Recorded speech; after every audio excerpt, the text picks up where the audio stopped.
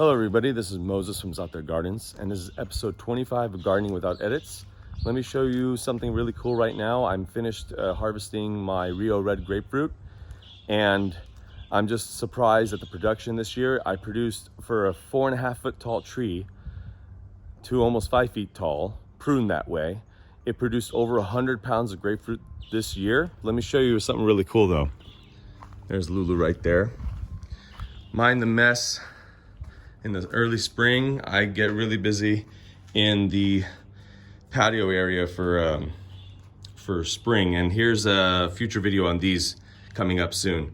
But check this out. This is, I think it was 8.5 pounds. Look at this. And there's another one on the bottom. Isn't that amazing? Let me try to get the camera straight.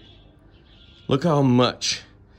I had to put a rebar in the grapefruit tree to hold just this one up, or it was just gonna lay in the soil, but it's all wood chips in the ground, so it wouldn't have got too dirty. But this is the largest grapefruit I've ever grown, and this is well over a pound grapefruit. I think it was almost 1.5 pounds right here. And this is a 1/2 inch rind. All this that you see is mostly flesh and juice. That's where the sun hit it, right here, the reds. The red spot is where the sun hits it, and that's where it was on the floor. Isn't that amazing? I mean, I don't know if I want to pick that up again. Look at that. And almost every branch tip was like this, just hanging down.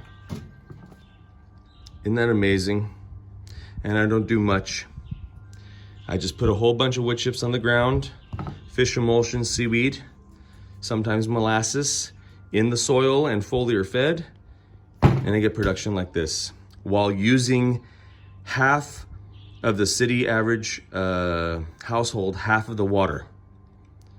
And I have so many fruit trees and plants, and a family of 4, showers, washer, sink, and I still use half of the water of the average household.